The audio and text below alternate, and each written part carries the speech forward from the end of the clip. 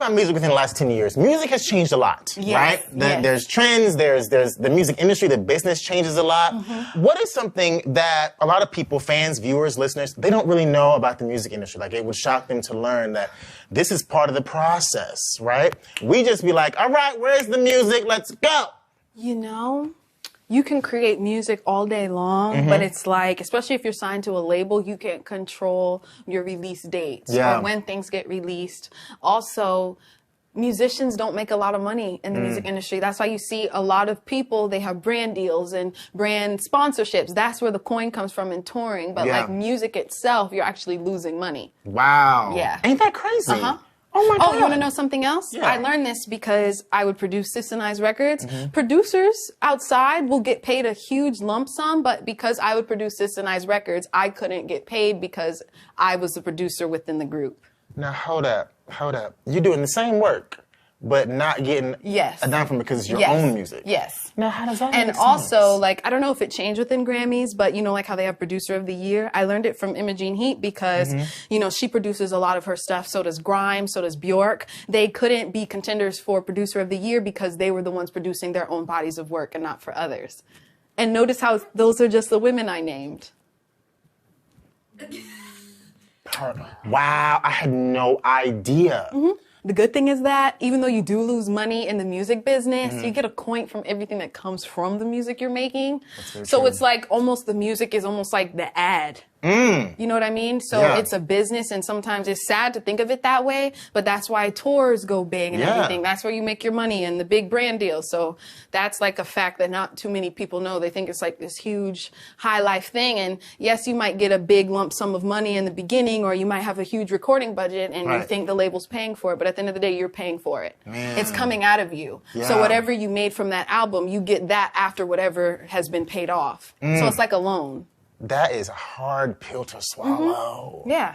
It makes it hard for you to be a creative artist because it's like so much crazy business that goes into it. So I'm learning, especially now as a solo artist, I have to have multiple hats. Me as my creative, which is where I want to spend most of my time, but then I also have to put like on my business mind hat, because if you don't, you could get screwed over. What's good? It's Grits. Today we are talking about Chloe Bailey. Musicians don't get paid much in the music industry. Now, and if you're a music artist, you should know this already. Our favorite artists, and I'm not talking about our Taylor Swifts, I'm not talking about our Drakes, but I'm talking about our favorite artists of today. They are not paid as much as you think they are, especially the rappers if you pay attention to them and all the flexing they doing on IG. Check me out. Now, you should know that if you're an artist, when you sign to a record label, you literally sign away your ownership to your music and the rights of it. So basically, the record labels are betting on themselves for you to have your music heard. There's 3 major labels that you should know. There's Sony, Universal Music, and there is Warner Brothers. You know, in the movies and all that, before you watch a movie and you see the WB, there's all these intermediary labels, smaller intermediary labels that are under them. Atlantic, Interscope, Republic, all of these are under their respective record companies.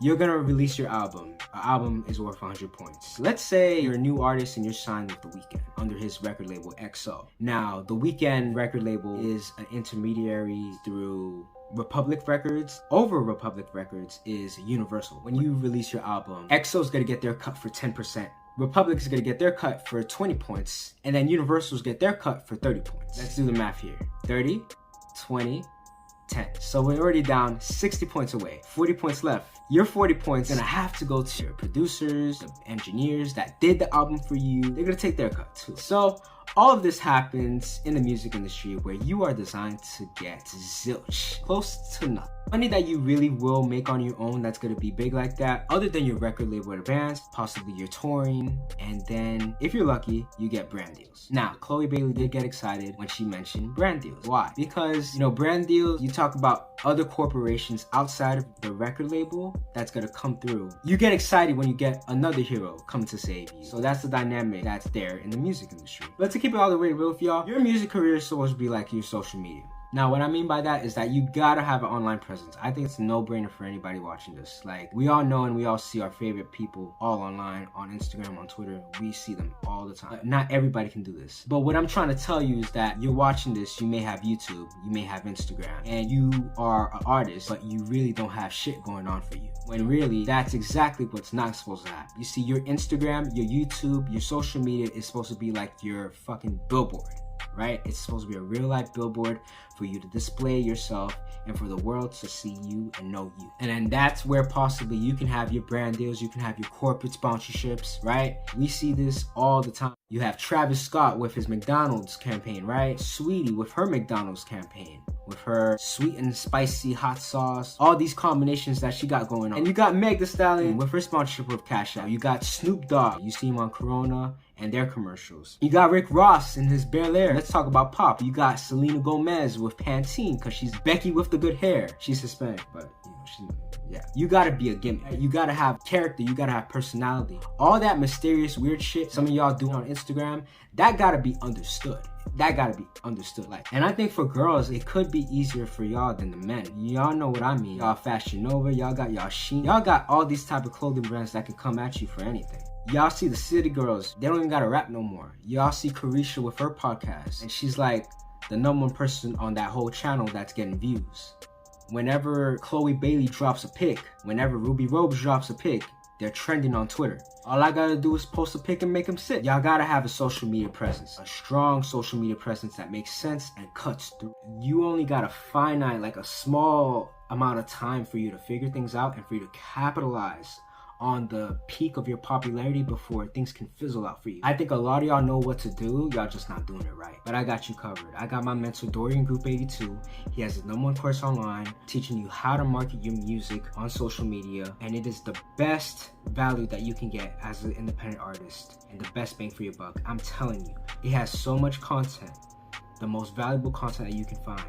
How to chart #1 on iTunes, how to create a marketing campaign for you to release on the day of your album releases, your singles, EPs, any type of plays that you want to play, you go release. What you want to see and measure yourself as an independent artist is how far you can get with iTunes. And when you chart #1 on iTunes, oh man, that's when you know you got something popping for you. And when you chart #1 on iTunes, then you can get verified on Instagram. That's when you're popping, like everybody else. So click in the link in the bio and I got you. Invest in yourself or nobody will. That's it, y'all. Y'all see me in the next video. Kitchen's closed.